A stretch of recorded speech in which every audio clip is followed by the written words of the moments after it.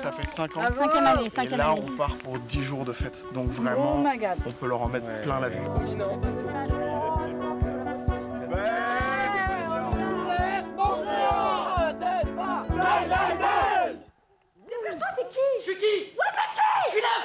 C'est l'histoire d'une troupe d'amis devenus comédiens. La fée de qui? Quoi la fée de qui? Ta fée quoi?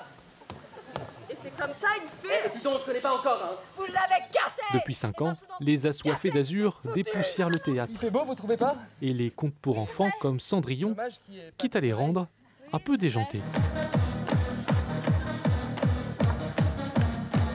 Là, c'est un auteur qui s'appelle Joël Pomera, qui est un auteur vivant. C'est une des premières fois qu'on travaille sur un auteur vivant. Et l'idée de cette mise en scène et du spectacle, c'était vraiment de partir du texte de Pomera, qui est un texte, je trouve, très, très riche et vraiment conçu pour les acteurs.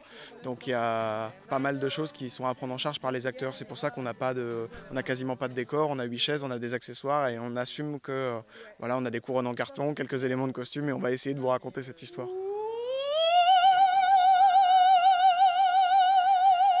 Je suis enchantée, c'est génial, c'est actualisé, c'est vraiment chouette. J'ai beaucoup aimé, c'était très, très rythmé, on sentait qu'il y avait vraiment une bonne écoute entre tous les acteurs qui sont nombreux. Donc non, vraiment c'est une belle performance. Le temps passe à la vitesse d'un escargot. Et une récompense pour la troupe après un mois de travail, rythmé entre écriture et répétition. C'est réjouissant parce qu'on sent que les gens ont envie de découvrir les nouvelles choses qu'on a préparées, l'équipe remodelée un peu chaque été et on est hyper heureux de partager ça avec le public d'ici, avec les bénévoles, avec toutes les personnes avec qui on imagine ce festival.